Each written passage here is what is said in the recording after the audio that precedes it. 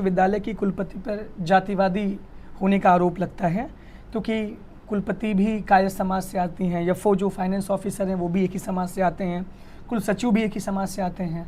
इसके साथ साथ कंट्रोलर जो कायस्थ हैं पहले से ही और अभी इंचार्ज कंट्रोलर हैं, और इसके बाद जो भी जारी हुआ है फॉर्म, उसमें भी ये उम्मीद है कि आगे आने वाले समय में उन्हीं को ही नियुक्त किया जाएगा। कई वर्षों तक याद रखा जाएगा, इलाहाबाद विश्वविद्यालय उसे याद रखेगा हमेशा कि किस तरीके से इलाहाबाद यूनिवर्सिटी का रिवाइवल माननीय कुलपति महोदया के निर्देशन में हुआ। माननीय कुलपति मैम की योग्यता को लेकर के हाईकोर्ट में रिट पड़ी हुई है। ये बेकार के ये छात्र जो है खुलेआम मंचों से, हमारे सवाल तो सुन लीजिए, छात्र खुलेआम मंचों से कह रहे हैं कि वह अपने पति जो सुप्रीम कोर्ट में जज हैं उनके माध्यम से छात्र आंदोलन को दबाने का प्रयास लगातार कर रहे हैं, और इसकी आवाज़ छात्रों की गूंज कार्यक्रम में राहुल गांधी जी के भी मंचों से खुले तौर पे की गई। लगातार छात्र संगठन भी इसी बात को लेकर के दावा करते रहते हैं और खुले मंचों से बोलते रहते हैं। सर, आपने रिवाइवल बोला, तो रिवाइवल में पुस्तकालय में गिरती हुई छत, टपकती हुई पानी, उसके ऊपर बिछाई गई पन्नियाँ, संस्कृत विभाग में भरा हुआ पानी, हिंदी विभाग में गिरते हुए छत, ब्लैक बोर्ड की स्थिति, उसके बाद पानी भरा रहता है हमेशा हर जगह। कहाँ आपने देखा है बिल्डिंग? मैं खुद जाके देखा हूँ सर, आप सब देख सकते हैं, संस्कृत विभाग में पानी भरा हुआ रहता है। अरे कहाँ देख लिया? एफसीआई बिल्डिंग में मासकॉम विभाग का पूरा ढह गया ढांचा ही। देखिए प्रश्न, उसके बाद सवाल ये खड़ा होता है कि जो सीटों की कटौती पर विश्वविद्यालय के बच्चों का जो आंदोलन है, वही मुख्य मुद्दा सीटों की कटौती और फीस वृद्धि है। सीट की कटौती हुई है? नहीं, सीट की कटौती तो ऐसी कोई भी नहीं है यहाँ पर। नहीं, इसका मतलब आप समझते हैं कि आपसे ज़्यादा योग्य कोई नहीं है कि अभी तक जो परमानेंट प्रॉक्टर की नियुक्ति क्यों नहीं हुई है? आप मतलब कि मैं वही बात हो गई ना कि क्या आपसे ज्यादा योग्य कोई पत्रकार नहीं जो हमें से इंटरव्यू ले सके? 2022 में निर्णय हुआ है, 2022 के बाद कोई भी फीस वृद्धि का किसी तरीके का निर्णय नहीं हुआ है। तो जब सब निर्णय नहीं हुआ है तो फीस 800 से 3900 तो 2022 में हुई थी, 3900 से फीस अभी 6000 कैसे पहुंची? सवाल। विश्वविद्यालय के शिक्षक कुलपति से भयभीत हैं, नाम न खोलने की शर्त पर प्रायः कहते हैं कि तानाशाही मचा रखी है। बाकी आप बात कह रहे हैं प्राचीन इतिहास विभाग में, आप चलिए मैं आपको दिखाता हूँ वहाँ पर। बात इंडिविजुअल मत करिए, क्यों प्राचीन इतिहास विभाग नहीं है? प्राचीन इतिहास विभाग की जो छात्र आंदोलन लाइब्रेरी गेट पे कर रहे थे, कुछ छात्रों आते हैं और वहाँ पे मार पीट कर रहे हैं, गार्ड खड़े होकर देख रहे थे। बाद में कुछ गार्डों ने नाम न बताने की शर्त पर बताया कि प्रॉक्टर द्वारा निर्देश आया था कि वहाँ पे कुछ थोड़ी देर बाद कुछ होने वाला है। उसके बाद लड़के आके मारते हैं। और कौन से वो गार्ड से, जरा हमें नाम बता। नाम न बताने की शर्त अरे तो मैं मुझे भी। इसके बाद शासन के नाम पे जो भी अभी तक धन इकट्ठा किया गया था, उस शुल्क का उपयोग कहाँ किया गया है, इसका ब्यौरा अभी जारी नहीं हुआ है। इस पे आरटीआई पड़ी थी।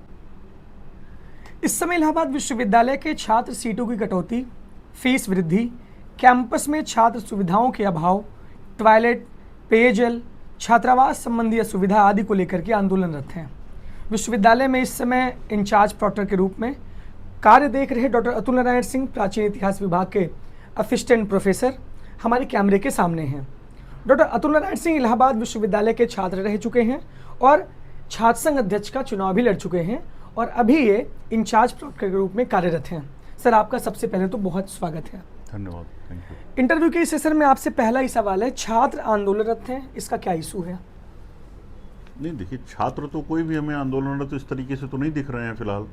कोई आप अगर विशेष रूप से सिर्फ किसी 5, 4 या 2 छात्रों की बात कर रहे हैं तो वह विषय कोई ऐसा नहीं है जिस विषय पर बात नहीं हो सकती है।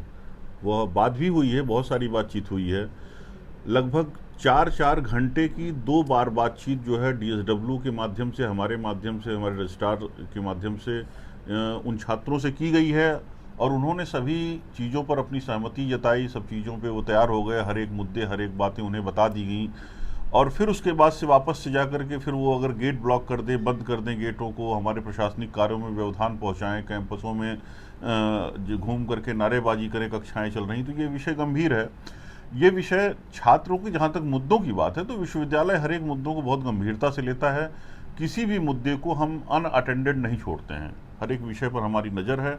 अगर कहीं पर असुविधा है, कहीं पर कमियां हैं, तो विश्वविद्यालय उसे त्वरित रूप से उसका निस्तारण करने के लिए प्रतिबद्ध है। जैसे आपने कहा कि सिर्फ 4-5 छात्र अगर आंदोलन कर रहे हैं, सर देखिए, धरना 4-5 छात्र देते हैं, लेकिन आंदोलन में बहुत सारे छात्र सम्मिलित होते हैं। ऐसा भी नहीं है कि अखिल भारतीय विद्यार्थी परिषद ने कई बार आपको ज्ञापन दिया, सारी चीज़ें की। एनएसयूआई ने एक आह्वान किया कुलपति कार्यालय के घेराव का। समाजवादी छात्र सभा लगातार आंदोलन कर रही है।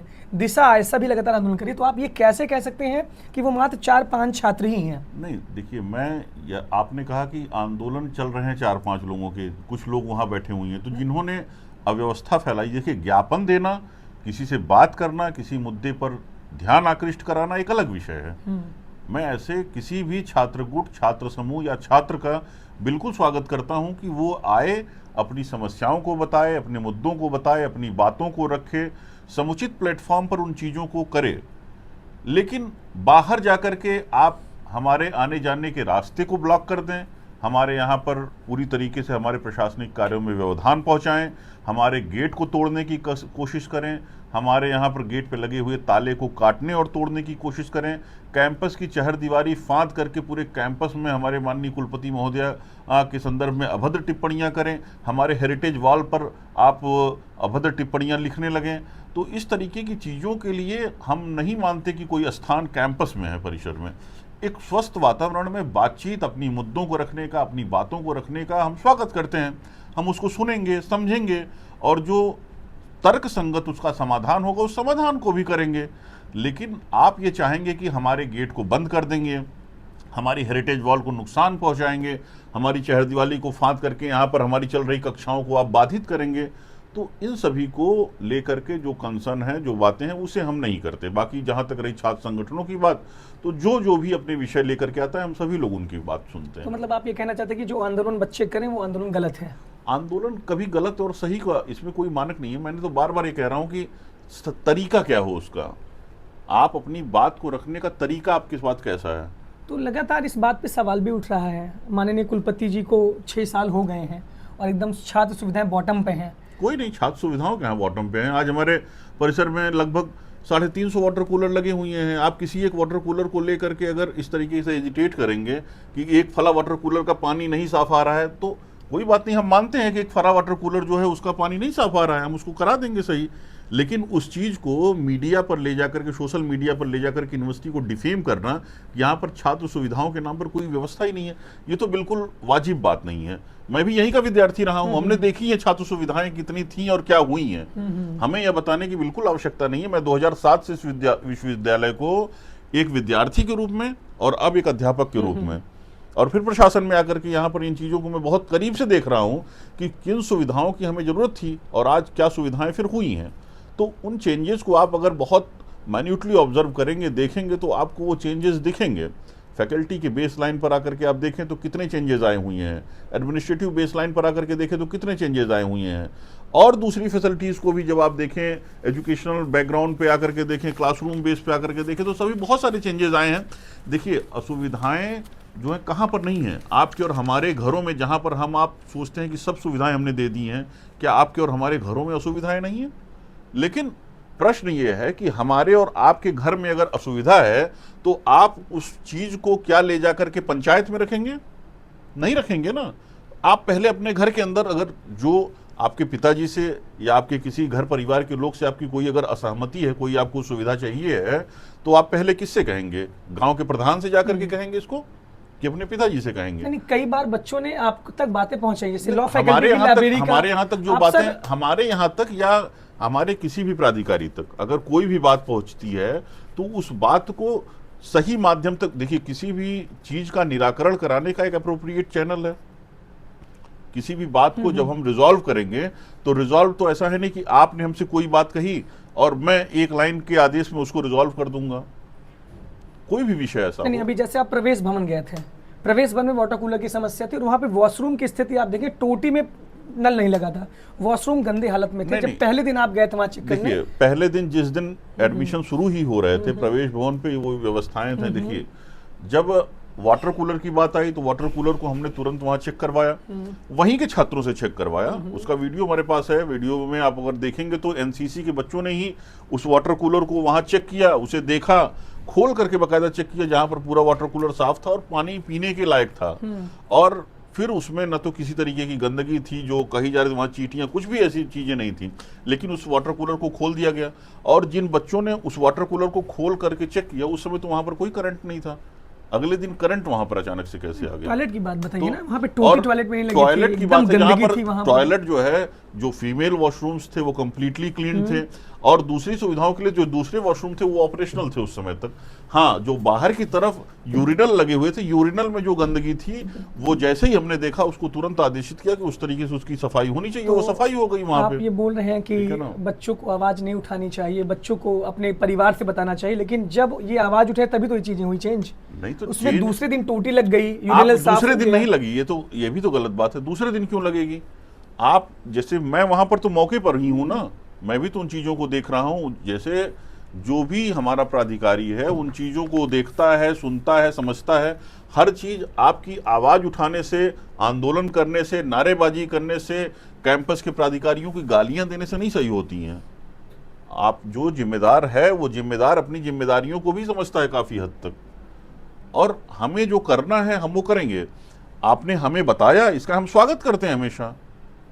जैसे आप किसी भी कमी की तरफ हमारा ध्यान आकृष्ट कराएंगे अगर, तो मैं उसका स्वागत करता हूं। मैंने कभी ये नहीं कहा कि अगर कमियां हैं तो आप उन्हें बताइए, मत उनको छुपाने के लिए थोड़ी ना कोई कहा। अगर वो कमियां हैं तो आप बताइए हमें, लेकिन उसका मजमा पहले सोशल मीडिया पे लगा देने से थोड़ी ना हो जाएगा। ये सब कुछ लोकतंत्र सही में तो सबको बोलने का अधिकार है, नहीं, तो अभिव्यक्ति हमारा की भी तो कुछ स्वतंत्रता का अधिकार है। ठीक है, वो जैसे आपकी स्वतंत्रता का अधिकार है तो अधिकार तो हमारे पास भी है। आपके पास तो अधिकार आपके है। अधिकार वहीं तक हैं जहां तक हमारे अधिकार ना आ disturb जाए। हों।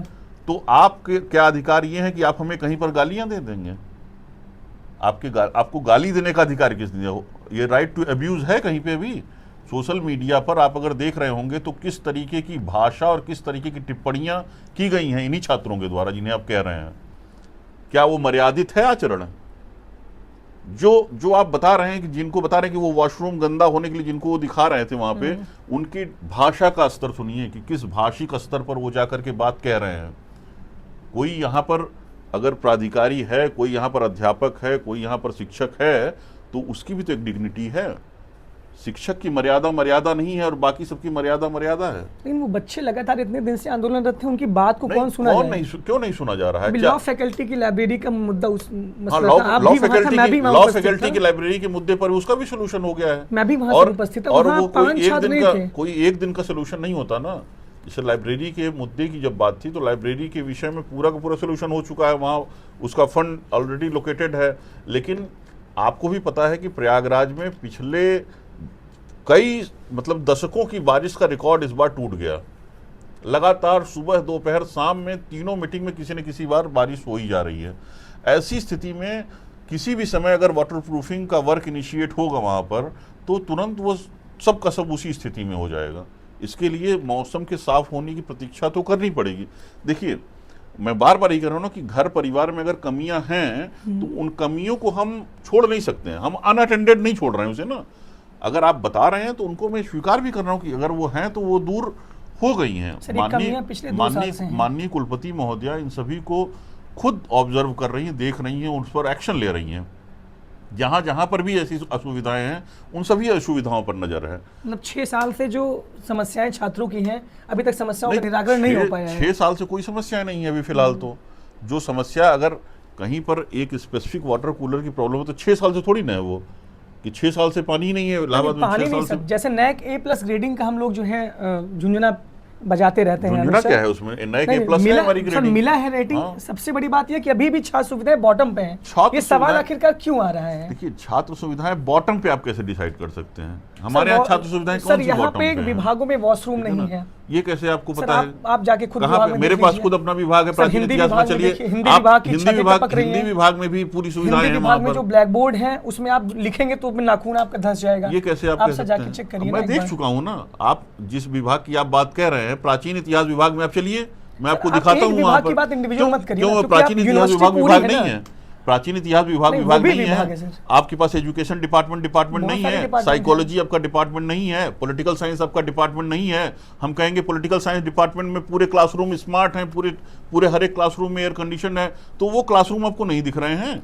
पॉलिटिकल साइंस के हर एक जगह पर वॉशरूम की अच्छी फैसिलिटीज हैं, पीने के पानी की अच्छी सुविधाएं हैं, एंशिएंट हिस्ट्री में पूरी सुविधाएं हैं, मेडिकल हिस्ट्री में सुविधाएं हैं, फिलोसफी में सुविधाएं हैं, इकोनॉमिक्स में सुविधाएं हैं, साइकोलॉजी में सुविधाएं हैं, म्यूजिक में सुविधाएं हैं, इकोनॉमिक्स फिलोसफी में सुविधाएं नहीं है। फिलोसफी में कहीं नहीं है वॉशरूम नहीं, वॉशरूम हर जगह वहाँ वॉशरूम एचओडी के अंदर से जाने पे आपको मिलेगा। आपको वॉशरूम की सुविधाएं चाहिए तो क्लासरूम उसके पीछे की तरफ चलते हैं। दावा ये नहीं होना चाहिए कि हर एक विभाग बहुत अच्छा है। देखिए, आपको मैं बहुत स्पष्ट बता दूं कि जैसे फिलॉसफी की बात अगर कहेंगे आप, तो फिलॉसफी की क्लासेस किधर चलते हैं? सर फिलॉसफी की क्लासेस डिपार्टमेंट के पीछे चलते हैं, पीछे की तरफ चलते हैं, और पीछे की तरफ वॉशरूम्स हैं वहां पर। पीछे की तरफ वॉशरूम है ही नहीं है वहां पर, पीछे जाके देख लीजिए ना। इकोनॉमिक्स और फिलॉसफी के बीच में वॉशरूम्स हैं। सर दूसरी बात ये है कि अब मेडिवल हिस्ट्री डिपार्टमेंट में वॉशरूम, मेडिवल हिस्ट्री में डिपार्टमेंट में जितने बड़े वॉशरूम है, आप यही तो बात है ना कि देखिए, आप जब उसे देखेंगे तो आप जान पाएंगे। आप कह रहे हैं मेडिवल हिस्ट्री डिपार्टमेंट में वॉशरूम नहीं है। मेडिवल हिस्ट्री डिपार्टमेंट की गैलरी से जब आप बाएं जाएंगे तो पूरे वॉशरूम की कैटेगरीज है वहां पे, 3-4 वॉशरूम्स एक साथ में। आप ऐसी छोटी छोटी, और ये कह क्यों रहे हैं आप? क्योंकि आप उन चीजों को देख ही नहीं रहे हैं जाकर के वहां। आपको सुविधाएं देखनी पड़ेंगी ना। देखिए, आप ancient history, medieval history, modern history, Urdu से होते हुए आप साइकोलॉजी देखिए, पॉलिटिकल साइंस देखिए, हर देखिए, ऐसा नहीं कि कहीं ना कहीं कुछ न कुछ समस्याएं तो हर जगह पर होंगी। जैसे एंशिएंट हिस्ट्री में कहीं अगर छोटी सी समस्या है, उस छोटी सी समस्या को सिर्फ अगर हम आइडेंटिफाई करने लगे, उसको हम एम्फेसाइज करने लगे, और बाकी पूरे विभाग में हो रहे अच्छे कार्यों को हम नगण्य कर दें, तो फिर ये तो बड़ी गंभीर बात है। हमारा म्यूजियम मस्ट ऑपरेशनल है, हमारी रिसर्च की लाइब्रेरी बहुत वाइब्रेंट है, हमारे यहाँ पर इतिहास विभाग की बात कर रहे हैं। इतिहास विभाग में विद्यार्थी रहा हूँ, इतिहास विभाग में शोधार्थी रहा हूँ, इतिहास विभाग में शिक्षक हूँ, तो मैं उसकी बात कर रहा हूं क्योंकि मैं उसे बहुत करीब से देख रहा हूं ना, जान रहा हूं। और दूसरे पॉलिटिकल साइंस को देख रहा हूं, जान रहा हूं, समझ रहा हूं, सोशियोलॉजी, साइकोलॉजी को देख रहा हूं। इसी विश्वविद्यालय का मैं विद्यार्थी रहा हूं ना। तो जब इसी विश्वविद्यालय का मैं विद्यार्थी रहा हूं, तो मैं बार बार कह रहा हूं कि मैं कभी भी यह दावा नहीं करता हूं कि हम 100% सही हैं। 100% कौन सही होता है? लेकिन मैं ये कह रहा हूं कि हमारे पास जो सुविधाएं हैं जितनी, हम उसको और इंक्रीज कर रहे हैं और बढ़ा रहे हैं, और निकट भविष्य में हम और बेहतरी की तरफ जाएंगे। आपका दावा है। एक सवाल आपसे है, माननीय कुलपति मैम की योग्यता को लेकर के हाई कोर्ट में रिट पड़ी हुई है।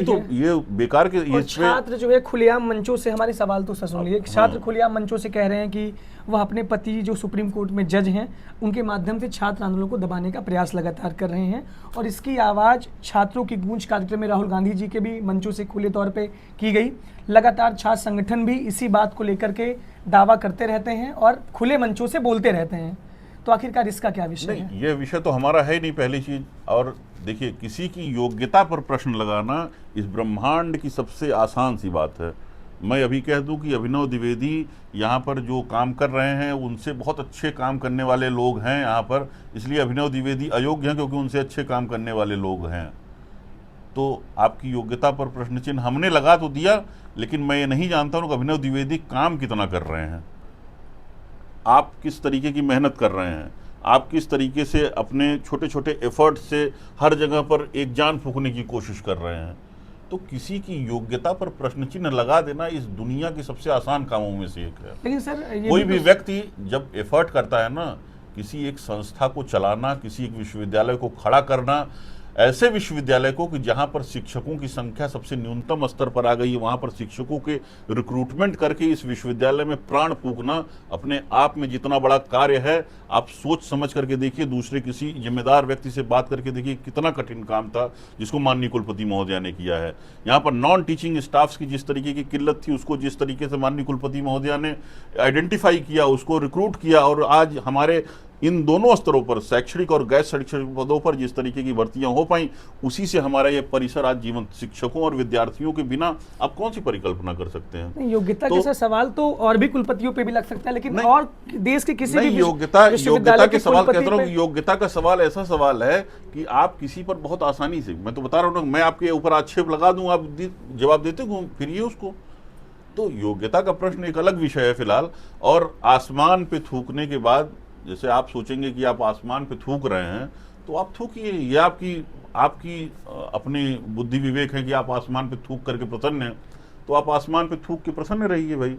लेकिन अंतिम रूप से उसकी परिणति क्या होगी आप भी जानते हो और मैं भी जानता हूँ। तो आप आसमान पे करिए ये चीज़ को। बाकी रही किसी के ऊपर कुछ भी कहने की बात, तो किसी की डिग्निटी को आप कभी भी चैलेंज नहीं करते हैं, नहीं कर सकते हैं। हमारी जैसे मैं कह रहा हूँ ना, आप अपनी स्वतंत्रता की बड़ी फिक्र है, और क्या सामने वाले की स्वतंत्रता नहीं है? सामने वाले की अपनी कोई मर्यादा नहीं है? सामने वाले के लिए आप कुछ भी बोलते चले जा रहे हैं, और चूंकि उसकी अपनी एक गरिमा है तो वो उसको निभाया जा रहा है, तो आप जो है उसमें कुछ भी कहे जा रहे हैं। तो थोड़ा सा मर्यादित आचरण करना चाहिए। मैं उम्मीद करता हूँ कि ऐसा लोग करेंगे। ऐसा भी चर्चा में आया और वीडियो में भी दिखा कि परिसर में शिक्षकों की मीटिंग प्रशासन के दबाव में कराई गई। रजिस्ट्रार सर और अन्य अधिकारी वहां पे विश्वविद्यालय के बैठे थे। विश्वविद्यालय के शिक्षक कुलपति से भयभीत हैं। नाम न खोलने की शर्त पर प्रायः कहते हैं कि तानाशाही मचा रखी है। तो कौन है ऐसा? वो उसको बताना चाहिए कि उसको, देखिए, अगर आपके अंदर इतना है कि आप इतनी बात दूसरे से कह सकते हैं, तो आप अपना विरोध दर्ज कराइए ना। फिर तो सर आप क्यों मीटिंग में, आप किसी शिक्षक को मना किया गया था क्या किसी मीटिंग में जाने के लिए? उस शिक्षक को उस मीटिंग में जाना चाहिए था और खुल के अपनी बात कहनी चाहिए थी कि मैं इसका विरोध करता हूं। क्यों नहीं किया उसने? अगर वो नहीं किया, तो सब शिक्षक संतुष्ट हैं, आप ये कहना चाहते हैं? हमारे परिसर में जितने शिक्षक हैं सभी संतुष्ट, जितने मैं देख पा रहा हूं उतने तो संतुष्ट ही दिख रहे हैं। जिस ग्रुप में ऐड है, यू फैकल्टी के ग्रुप में, उसी ग्रुप में जो है इसी बात को जब मीटिंग हुई उसके बाद फिर जो है हमारे यहाँ तो ऐसी कोई बात नहीं हुई फिलहाल। तो यही फैकल्टी के ग्रुप में ऐसी कौन सी बात हुई है, कैसे बाहर गई, किसने बताई, ये भी बहुत गंभीर विषय है। फिलहाल तो मैं नहीं जानता हूँ ऐसा किसी विषय। लेकिन आपके संज्ञान में बात होनी चाहिए कि अगर इस संज्ञान में तरीके से कोई बात ओपनली लिखा जा रहा है तो मैं तो नहीं जानता हूँ ना। जैसे मैं इन बातों को तो जान नहीं रहा हूँ। आप जिन चीजों का दावा कर रहे हैं, आपके तक ये बातें कौन पहुंचा रहा है, ये सबसे गंभीर विषय है। क्योंकि आप जिसको कह रहे हैं कि मैं उस ग्रुप में हूं, और मुझे तो नहीं पता उस ग्रुप में कुछ ऐसा चला है अभी तक, और जब मुझे नहीं पता तो फिर यह गंभीर विषय है कि आपके तक ये बातें किसने पहुंचाई, कैसे पहुंचाई, क्यों कह रहा है, क्या जान के कह रहा है, कौन सा नरेशन वो यूनिवर्सिटी का बाहर स्टेबल करना चाह रहा है। ये तो आपको भी, आप विश्वविद्यालय के विद्यार्थी रहे हैं, आपको भी विश्वविद्यालय को बताना चाहिए कि ऐसे कौन से शिक्षक हैं जो इस तरीके की चीजें कर रहे हैं। तो देखिए, किसी तो सर उन पे कार्रवाई हो जाएगी ना, फिर आप कार्रवाई देंगे जो है? अरे जबरदस्ती की बात है ये। देखिए, किसी भी संदर्भ पे जब कोई यह दावा करे कि ये चीजें हो रही हैं और ये नहीं होनी चाहिए, और आप इसका माध्यम किसी तीसरे को बनाएंगे, ये कहाँ की बुद्धिमत्ता है? चर्चा नाम न बताने की शर्त पे बताया गया है ना। यही तो सबसे बड़ी बात है कि नाम न बताने की शर्त कौन सी होती है। अगर उनके पास इतना मादा है कि अगर आपको यह बता सकते हैं कि हमारा नाम मत बताइए, मतलब कि वो आपसे भी भयाक्रांत है कि आप उनका नाम बता देंगे। नहीं सर, नाम न बताने की शर्त पे तो बहुत सारे काम हो रहे हैं। अच्छी बात है। अच्छा सर, ये है कि अभी आपको इंचार्ज प्रॉक्टर ग्रुप में यहाँ पे बनाया गया है। पिछले प्रॉक्टर के इस्तीफे के बाद की बात हम नहीं करना चाहेंगे। अभी तक कोई आपको लिखित नोटिस जारी हुई है इंचार्ज प्रॉक्टर ग्रुप में काम करने की? हाँ, ये विषय अभी किसी और ने राह चलते हुए हमसे पूछा था कि आपको क्या कोई नोटिस इशू हुई है। तो अगर ये किसने बताया, बात ये भी महत्वपूर्ण है। तो ये चर्चा का विषय कहाँ से आया? क्योंकि आधिकारिक रूप से अगर कोई भी कहीं कार्य करने जा रहा है तो वह बिना किसी आदेश के चला जाएगा कार्य करने के लिए। पब्लिक डोमेन पे वो नोटिस आनी चाहिए ना। विश्वविद्यालय के किसी भी सुपरिटेंडेंट की नियुक्ति होती है, कुछ भी पब्लिक डोमेन में ये वो है। पब्लिक डोमेन में सर कोई नोटिफिकेशन नहीं है। ये तो अजीब ही बात है कि पब्लिक डोमेन में क्यों, बिना किसी उसके ही हो जाएगा। आपको अब अखबारों में चीजें पटी पड़ी थी, बिना किसी पब्लिक डोमेन में बात क्या हुई है। ये कितनी अगंभीर बात है, अब सोचिए इसको। और इस अगंभीर बात को कितनी संजीदगी से आप कह रहे हैं, यह भी समझिए कि एक अगंभीर बात कि आपको क्या कोई ऐसा आदेश दिया गया था तो ये कितनी गंभीर बात है कि मुझे अगर कोई आदेश नहीं होगा तो मैं बिना किसी आदेश की इस ऑफिस में कार्य करूंगा। कुलानुशासक कार्यालय पर कितनी कार्यवाहियां, कितने कागज, कितने हस्ताक्षर ऑफिशियली होते हैं। अगर इन संदर्भों को आप अगर जानें और पत्रांकों को आप देखें तो आपको यह खुद समझ में आना चाहिए कि इतनी अगंभीर बातें कर कौन रहा है वो व्यक्ति।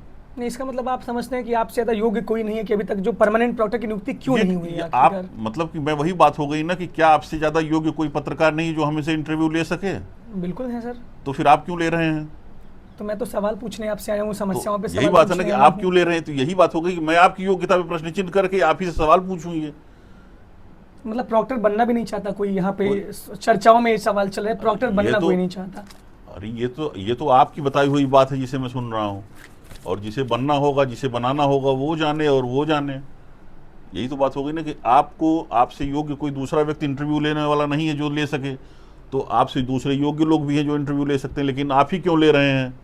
आपसे कोई ये सवाल पूछे तो आप इसका जवाब क्या देंगे? आप अपनी योग्यता पे प्रश्न चिन्ह लगाएंगे कोई आप भी? हमें भी इंटरव्यू दीजिए, आप उनको भी इंटरव्यू दीजिए। यही तो बात है, जिसको बनना है प्रॉक्टर वो आए, जाए, बने, करे अपना जिसको करना है जो करे।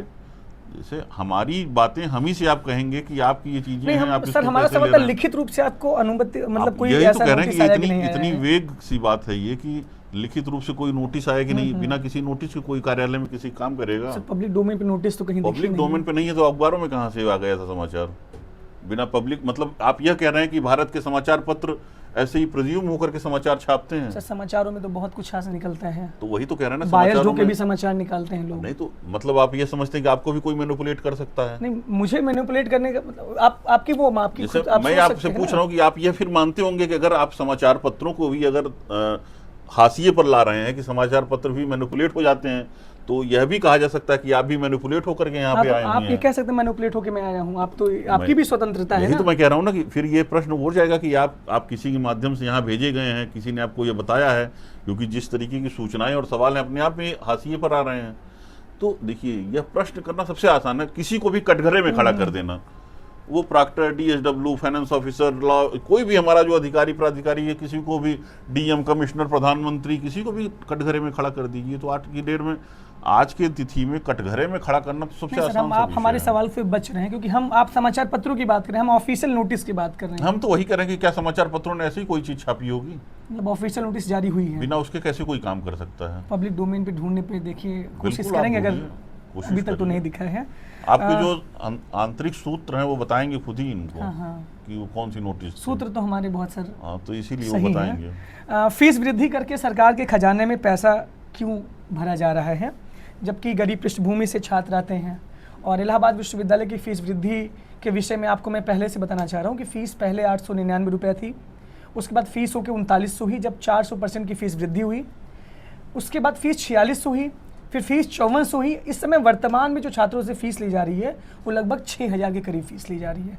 तो फीस वृद्धि क्यों की जा रही है? कहीं पर भी हमारे यहाँ तो 2022 में अंतिम रूप से एक फीस वृद्धि का पूरा जो मैकेनिज्म था हमारी कार्य परिषद से पास हुआ है, और उसके बाद से आज तक कोई फीस वृद्धि की नहीं गई है। 2022 में एक फीस वृद्धि हुई थी, 2022 का जो निर्णय है वही निर्णय है। और इलाहाबाद विश्वविद्यालय देश के जितने विश्वविद्यालय हैं उसमें सबसे न्यूनतम फीस जो है वो ले रहा है आज की डेट में भी। नहीं सर, सवाल ये कि सबसे फीस न्यूनतम वृद्धि फीस की गई है कि नहीं की गई है। 2022 में फीस वृद्धि हुई है और बहुत स्पष्ट है कि 2022 में फीस वृद्धि हुई है। 2022 के बाद आज भी 3900 थी, इस समय फीस है 6000 लगभग। 2022 में इलाहाबाद विश्वविद्यालय की कार्य परिषद ने फीस को लेकर के जो निर्णय लिया था वही निर्णय चल रहा है। उसके अलावा कोई भी फीस वृद्धि का किसी भी तरीके का निर्णय इलाहाबाद विश्वविद्यालय में नहीं लिया गया है। मतलब हम निर्णय की बात कर रहे हैं, उसमें तो निर्णय हर साल 10% की फीस बढ़ाई जाएगी। छात्रावासों की 2022 फीस- के बाद कोई भी निर्णय ऐसा नहीं हुआ है। 2022 में आज के 4 साल पहले ये तो सर, निर्णय फीस हुए थे। लगातार बढ़ क्यों रही है आखिरकार? 2022 में निर्णय हुआ है, 2022 के बाद कोई भी फीस वृद्धि का किसी तरीके का निर्णय नहीं हुआ है। तो जब सब निर्णय नहीं हुआ है तो फीस 800 से 3900 तो 2022 में हुई थी, 3900 से फीस अभी 6000 कैसे पहुंची? सवाल ये है हमारा। मैं बता तो रहा हूँ कि 2022 के बाद से आज तक फीस की वृद्धि को लेकर के इलाहाबाद विश्वविद्यालय ने कोई निर्णय नहीं लिया है। जो भी निर्णय है 2022 में हुए हैं, और 2022 के निर्णय के आधार पर ही जो भी स्ट्रक्चर है वो है आज की डेट में। मतलब फीस स्ट्रक्चर ना? 2022 के आधार पर लगातार हाँ, बढ़ रहा है। 2022 है वो 2022 का स्ट्रक्चर आज भी वही लागू हुआ है। उसमें कोई भी परिवर्तन इलाहाबाद विश्वविद्यालय ने 2022 के बाद से आज तक नहीं किया है। सर पीएचडी कोर्स वर्क के नाम पे जो फीस ली जाती है लगभग 18,000 विद्यार्थियों से, विभागों को पैसा उसके लिए भेजा ही नहीं जाता काम करने के लिए। पहले फीस 1500 नहीं, थी। इस विषय पे तो मेरा कोई कंसर्न, मैं तो इन विषयों पर जवाब देने के लिए नहीं अधिकृत हूँ कहीं से भी। और जैसे कोर्स वर्क और ये फीस का जो पूरा का पूरा पैटर्न है, मैकेनिज्म है, इसको जो एप्रोप्रिएट आदमी है उसको आप अप्रोच करेंगे तो ज़्यादा बेहतर जवाब दे पाएगा। इस विषय पर न तो मैं इतना मैं संज्ञान ले पाया हूँ इसका, न तो जानकारी में है, तो इसका जवाब देना मेरे लिए बहुत कठिन है, नहीं दे सकता। छात्र संघ का चुनाव जो है इलाहाबाद विश्वविद्यालय में 2019 से बैन है। इसके बाद छात्र संघ के नाम पे जो भी अभी तक धन इकट्ठा किया गया था उस शुल्क का उपयोग कहाँ किया गया है, इसका ब्यौरा अभी जारी नहीं हुआ है। इस पर आरटीआई पड़ी थी, तो उसके बाद से विश्वविद्यालय ने इस बार से छात्र संघ के नाम पे शुल्क लेना बंद किया है। लेकिन उस शुल्क का जो आपने पिछले 5 सालों में जो शुल्क आपने इकट्ठा किया था, उसका ब्यौरा नहीं है अभी। उसका उपयोग कहाँ किस छात्र हित में किया गया इस तरीके की देखिए, हमारे पास हर ब्यौरा थोड़ी न पड़ा हुआ है।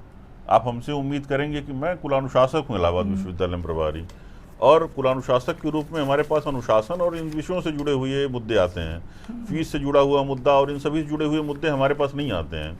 तो उनसे जरूरी जो सूचनाएं, जो सवाल हैं, आप हमारे कार्यालय से जुड़े हुए जो प्रश्न हैं, अनुशासन से जुड़ी हुई जो बातें हैं, आपको अगर कोई लगता है कि हमने कोई ऐसी वायलेशन की है तो हमारी वायलेशन पे आप बात कर सकते हैं।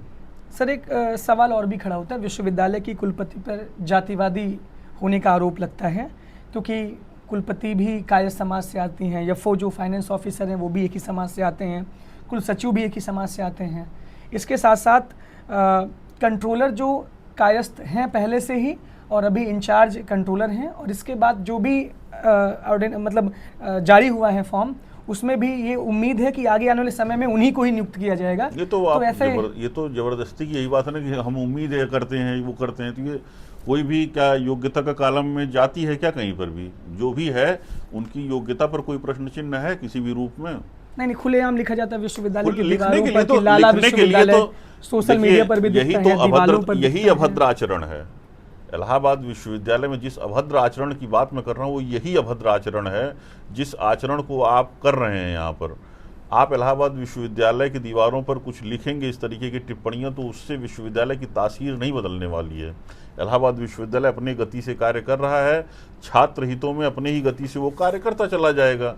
किसी की योग्यता जो भी जहाँ पर है वो अपनी योग्यता के अनुक्रम में है, तो उसी हिसाब से वो काम कर रहा है। तो इन सब बातों का कोई औचित्य ही नहीं बनता। तो मतलब आप ये कहना, लेकिन और भी कुलपतियों के जब कार्यकाल थे तो वहां पर तो ऐसे जातिवादी होने का आरोप तो नहीं लगता। आप पता करिए, जो आपके सूत्र हैं वो आपको बताएंगे कि क्या हुआ है क्या नहीं हुआ है। सूत्र तो हम भी तो इसी विश्वविद्यालय के छात्र 2017 वही कह रहे हैं ना कि आप इनको देखिए, फिर समझिएगा कि क्या लगा है, क्या आरोप, कहाँ से क्या विश्वविद्यालय था, क्या विश्वविद्यालय हुआ है। आप अगर 2017 से इस विश्वविद्यालय के छात्र हैं तो 2022 से 2021 से जो विश्वविद्यालय में परिवर्तन आए हैं आपको दिखेंगे वहाँ पर। वो परिवर्तन की किस स्तर तक वो परिवर्तन है यहाँ पर, तो आँख खोल करके अगर उन चीज़ों को देखा जाए तो परिवर्तन हमारे अध्यापक के बेस पे, हमारे कर्मचारियों के बेस पे, हमारे क्लासरूम्स के बेस पे, हमारे क्लासेस के बेस पे, हमारे कैंपस के बेस पे, हमारे सैनिटेशन के बेस पे, पूरे साइंस फैकल्टी को आप विजिट करिए, आप देखेंगे आपकी वहाँ की सुंदरता कैसी है। आप पूरे आर्ट फैकल्टी को देखिए, यहाँ की सुंदरता कैसी है। उसको प्रिजर्व किया गया, उसे और बढ़ाया गया है। तो इतना जो काम होना चाहिए हर एक स्तर पर, टीचिंग से लेकर के फैसिलिटीज़ के बेस लाइन पर हर जगह काम हुए हैं। नहीं, आपने बोला कि टीचिंग वैकेंसियाँ फुल हुई हैं, नॉन टीचिंग की वैकेंसियाँ फुल हुई हैं। उसके बाद सवाल ये खड़ा होता है कि जो सीटों की कटौती पर विश्वविद्यालय के बच्चों का जो आंदोलन है, वही मुख्य मुद्दा सीटों की कटौती और फीस वृद्धि है। सीट की कटौती हुई है? नहीं, सीट की कटौती तो ऐसी कोई भी नहीं है यहाँ पर। सीट की कटौती का तो कोई प्रश्न ही इसलिए नहीं है क्योंकि आप उठा करके देखेंगे विश्वविद्यालय 2007 से लेकर के आज तक आप सीटों के संदर्भ में अगर विस्तृत रूप से देखते चले आए तो NEP 2020 जब यहाँ पर लागू हुआ है तो हम आज 200 स्किल कोर्सेज लगभग चला रहे हैं यहाँ पे। और जो विश्वविद्यालय में 4 ईयर BA प्रोग्राम चल रहे हैं, साथ ही साथ हमारे ओल्ड कोर्स चल रहे हैं। तो ये सभी के सभी जो चीज़ें हैं वो हमारे यहाँ चल रही हैं। सर, आप विश्वविद्यालय का ब्रोशर नहीं देखते हैं? उसमें विश्वविद्यालय का पिछले उसमें 2 साल पहले फिलॉसफी डिपार्टमेंट में 192 सीटें थी MM में, फिर सीटें घट के 150 हुई, फिर सीटें 100 हुई, और अभी वर्तमान में सीटें 50 हो गई हैं फिलॉसफी डिपार्टमेंट के MM में।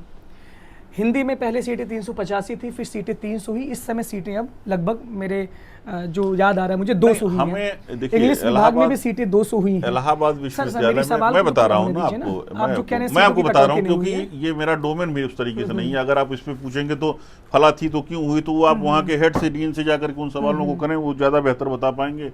अगर हमसे आप पूछेंगे कि अनुशासन के विषय में कोई अनुशासन का कृत्य है नहीं है, यहाँ पर देखिए इलाहाबाद विश्वविद्यालय की इकाई है। इलाहाबाद विश्वविद्यालय और उसके सभी संगठक कॉलेज मिलकर के एक इकाई बनाते हैं और उन्हीं एक इकाई के रूप में इलाहाबाद विश्वविद्यालय काम करता है। और इलाहाबाद विश्वविद्यालय में जब भी कोई निर्णय होता है तो वो निर्णय बहुत ही जिम्मेदारी के साथ लिए जाते हैं और उन सभी निर्णयों में सीट कटौती जैसे विषय जो है वो बहुत गंभीर विषय आप जो बता रहे हैं।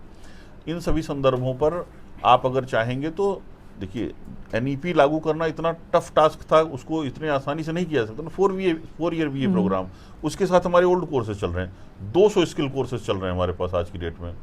ये सब 192।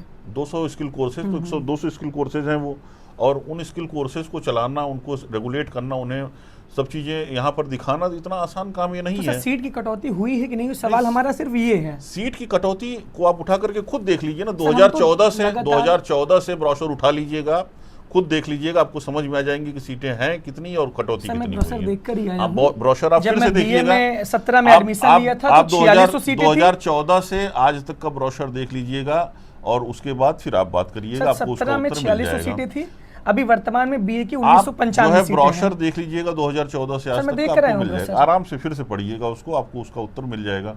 और अगर कोई इसकी आपको है तो आप उस पर जो तर्कसंगत व्यक्ति है उससे उसका प्रश्न करिएगा। अच्छा सर, वीडियो में कुछ दिन पहले साफ तौर पे दिख रहा था कि जो छात्र आंदोलन लाइब्रेरी गेट पे कर रहे थे, कुछ छात्रों आते हैं और वहाँ पे मार पीट कर रहे हैं, गार्ड खड़े होकर देख रहे थे।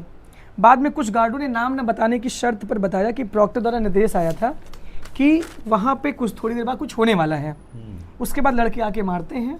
और कौन से वो गार्ड से, जरा हमें नाम सर बता नाम दो। न बताने की शर्त अरे पे ही तो मुझे भी बताया गया, वहाँ पर कुछ विद्यार्थियों ने यह कहा कि अभिनव द्विवेदी के कुछ लोग थे जो वहाँ पर आए, मार के चले गए, और नाम न बताने की शर्त थी। अब बताइए वो लोग कौन थे जिनको आपने भेजा था वहाँ पर, बताइए किसको किसको आपने सर भेजा अब था। कार्रवाई कर देंगे ना, नाम बता देंगे यही आप तो बात है ना कि ये देखिए कितनी अजीब सी बात है। मैं भी कह रहा हूं कि हमको कुछ छात्रों ने कहा कि अभिनव द्विवेदी ने जानबूझ करके कुछ लोगों को वहां पर भेजा कि जाइए आप वहां मारपीट कीजिए, मारपीट करने के बाद जो भी होगा आप कर लीजिएगा। तो आप बताइए आपने किनको भेजा था सर वहां आपके पर? ऊपर साफ तौर पे आरोप लग रहे हैं, वीडियो में खुले तौर पे बच्चे जब अरे मैं सड़क भी पे तो ये जा कह रहा रहे हूँ कि हैं। आज तक कोई शिकायत इलाहाबाद विश्वविद्यालय को नहीं रिसीव हुई है। इस पर 2 मुकदमे हुए हैं कर्नलगंज थाने में, जिसकी विवेचना चल रही है। उसमें तो कोई ऐसी बात नहीं है। ये बात आप कह रहे हैं सिर्फ और सिर्फ, नहीं, और आप ही के नहीं, मुंह से ये बात मैं सुन रहा हूँ कैंपस अभी। में जो भी घटनाएं अगर हो रही हैं, अगर आपके पास वो शिकायत नहीं आती है तो क्या आप उस पर संज्ञान नहीं लेंगे? तो हम संज्ञान ले चुके हैं ना, उस पर मुकदमे हैं, उस पर कार्रवाई कर रही है पुलिस बकायदा, तो उस पर संज्ञान बिना लिए थोड़ी आरोप ना हो आप रही पे है वो। डायरेक्ट सीधे लग रहे थे कि हमारे आपके द्वारा आरोप एकत्रित तो मैं कह रहा हूँ ना करवाया कि गया था। आरोप, जैसे आपने कहा कि एक नाम न बताने की शर्त पे, तो मैं भी ये कह रहा हूँ कि नाम न बताने की शर्त पे एक विद्यार्थी ने कहा कि अभिनव द्विवेदी के कुछ लोग वहां पर जाकर के ये कर रहे थे। अब ये बताइए कि वो लोग कौन थे, आप इसका क्या जवाब देंगे? तो मेरे ऊपर तो सर आरोप नहीं लग रहा था ना। तो वही तो मैं बता रहा हूँ ना, आप जो बता रहे हैं वो तो हमें भी नहीं पता ना कि आरोप ऐसे लग रहे हैं। सर ऐसे खुलेआम वीडियो में भी बहुत नहीं, मैंने सारी तो नहीं बाइट चल देखे, रही हैं। मैंने तो नहीं देखे कहीं पर सोशल भी। मीडिया पूरी पटी पड़ी हुई है उस मैंने चीज़ तो से। कहीं नहीं देखे ना। अगर मैं देखता ऐसा तो मैं उस पर कार्रवाई करता। आप जो ऐसी चीजें होंगी आप हमें दीजिएगा, उनमें हम फिर संज्ञान लेंगे उसका। फिलहाल तो मेरे पास ऐसी कोई शिकायत नहीं है अभी तक आज तक की डेट में मेरे पास तो ऐसी कोई शिकायत नहीं है। ठीक है ना।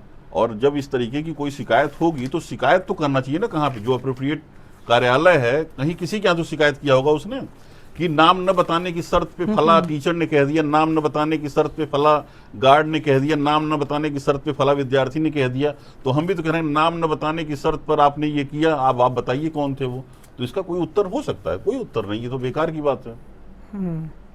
सर आखिरी में विश्वविद्यालय में जो नव प्रवेशी छात्र छात्राएं आ रहे हैं उनके लिए आपका क्या संदेश है? बहुत स्वागत है आपका इलाहाबाद विश्वविद्यालय में। आप आइए, आपके लिए यहाँ की फैकल्टी, यहाँ के अधिकारी, माननीय कुलपति महोदय, आप सभी लोग आप सभी का स्वागत करती हैं।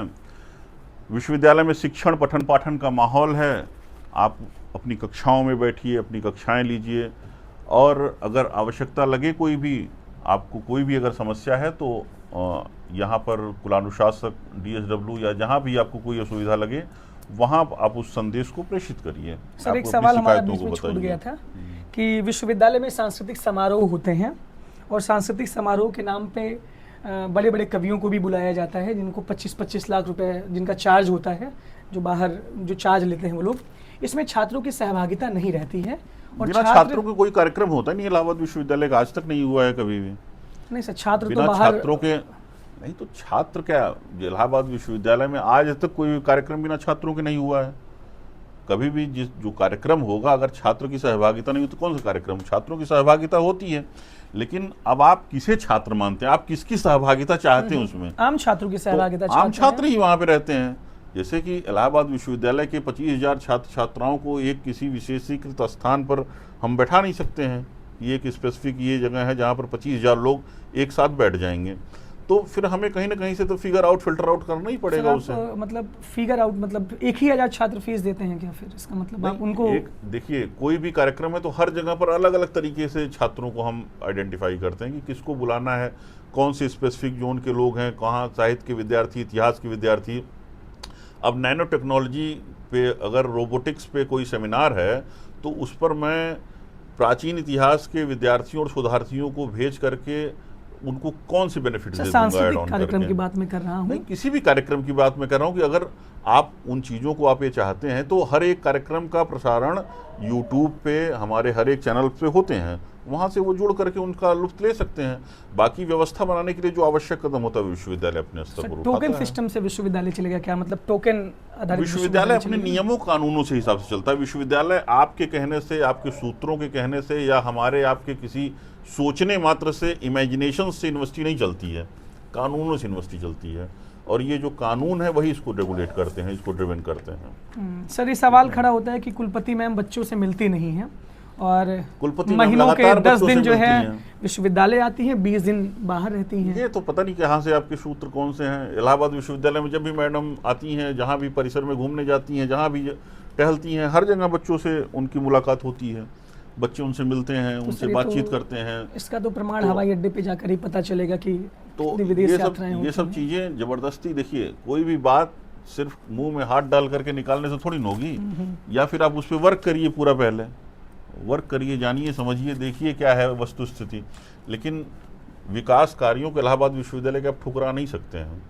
और आप ये जानिए कि जिस तरीके का कार्य इलाहाबाद विश्वविद्यालय में हुआ है माननीय कुलपति महोदया के नेतृत्व में, वो आगे के कई दशकों तक, कई वर्षों तक याद रखा जाएगा। इलाहाबाद विश्वविद्यालय उसे याद रखेगा हमेशा कि किस तरीके से इलाहाबाद यूनिवर्सिटी का रिवाइवल माननीय कुलपति महोदया के निर्देशन में हुआ है। सर आपने रिवाइवल बोला, तो रिवाइवल में पुस्तकालय में गिरती हुई छत, टपकती हुई पानी, उसके ऊपर बिछाई गई पन्नियाँ, संस्कृत विभाग में भरा हुआ पानी, हिंदी विभाग में गिरते हुए छत, ब्लैक बोर्ड की स्थिति, उसके बाद पानी भरा रहता है हमेशा हर जगह। कहाँ आपने देखा FCI है ये बिल्डिंग, सब कुछ? मैं खुद जाके देखा हूँ सर। आप कहाँ भी, देखा है? आप मैंने सर तो देख नहीं सकते देखा। हैं, मैं संस्कृत भी तो विभाग में देखा पानी हूँ। भरा हुआ रहता है। अरे कहाँ देख लिया? FCI बिल्डिंग में संस्कृत विभाग का मास्कॉम पानी कहाँ विभाग का देख लिया पूरा का आपने? पूरा ढह गया ढांचा ही। देखिए, प्रश्न खड़ा करना बहुत आसान काम होता है। आपके घर का हर एक कोना कितना अप्रोप्रिएट होगा, या आप खुद किसी घर के कोने में जब घूमेंगे, टहलेंगे, तो पता लग जाएगा आपको खुद। उसके मेंटेनेंस के लिए कितने एफर्ट करने पड़ते हैं, कितने तरीके के जतन होते हैं। सवाल खड़ा करना दुनिया का सबसे आसान काम है।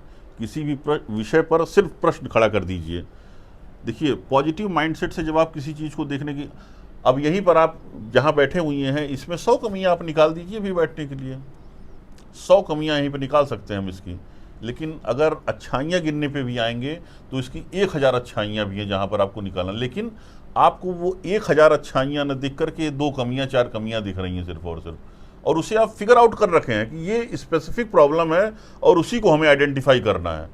अरे आपके पास 1000 और अच्छी चीज़ें भी हैं, कभी उसके ऊपर भी ध्यान दीजिए, कभी उस पर भी तो बात कीजिए। मैं बता तो रहा हूँ कि किस तरीके की स्थिति से किस तरीके की स्थिति में विश्वविद्यालय पहुँचा है। आप इस पर क्यों नहीं बात करते हैं? ये भी तो जानिए आप ना कि इलाहाबाद विश्वविद्यालय जिस स्थिति में आ चुका था, उसे वहाँ से उठा करके आज यहाँ तक पहुँचाने में कितना एफर्ट, कितनी दिन रातें लगी हैं, वह एफर्ट सिर्फ और सिर्फ यहाँ का प्राधिकारी जो काम कर रहा है वो जान सकता है। किसी भी प्रश्न पर सवाल खड़े कर देना कि यहाँ फला कोने में छत टपक रही है, तो फला बिल्डिंग के कोने की छत टपक रही है, तो फला बिल्डिंग जो पूरी 30,000 स्क्वायर फीट में बनी हुई है, उसके 29,990 स्क्वायर फीट की बात आप नहीं करेंगे, छोड़ देंगे उसको अनअटेंडेड। छात्रावासों में भारी लेवल पे समस्याएं हैं, मेस की समस्या समस्या है। कहाँ नहीं है इस देश में? इस पूरे समस्या का निराकरण ही तो बच्चे ढूंढने के लिए आंदोलन कर रहे नहीं, हैं। निराकरण ढूंढने के लिए आंदोलन थोड़ी ना होता है। निराकरण ढूंढने के लिए उसकी बातचीत होती है, उसका अप्रोप्रिएट पैनल होता है, उसे सही तरीके से एग्जीक्यूट कराया जाता है। देखिए, आंदोलन किसी समस्या का समाधान अगर आप समझते हैं तो आंदोलन अपनी बात को सही तरीके से उठाने का माध्यम बन सकता है। आंदोलन आप चाहते हैं कि आप ये मानते हैं कि इलाहाबाद विश्वविद्यालय के मेन गेट को तोड़ दिया जाए, वो आंदोलन का स्वरूप हो सकता है?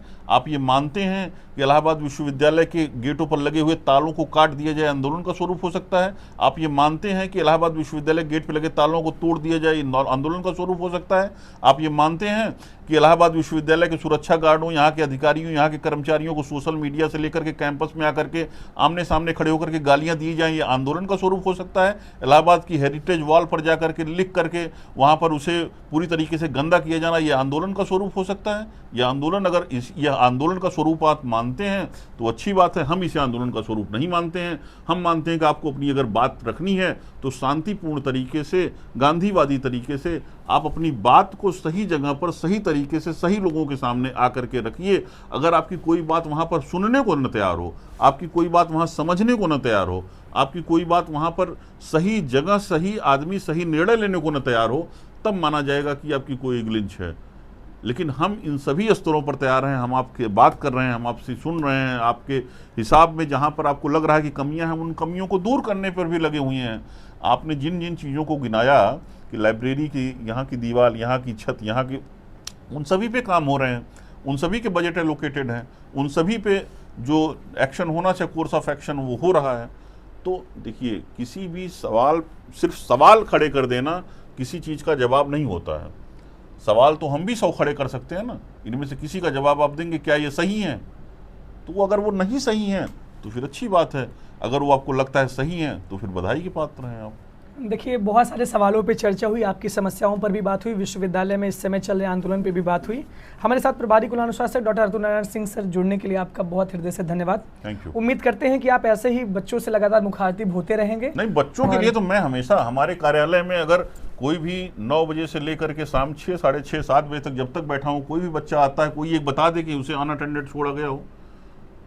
अगर रात को 3 बजे भी किसी बच्चे ने फ़ोन किया है हमें, तो 3 बजे भी मैं छात्रावासों में गया हूँ और 3 बजे भी मैं कैंपस में आया हूँ, क्योंकि मैं इन्हीं विद्यार्थियों के लिए काम करता हूँ।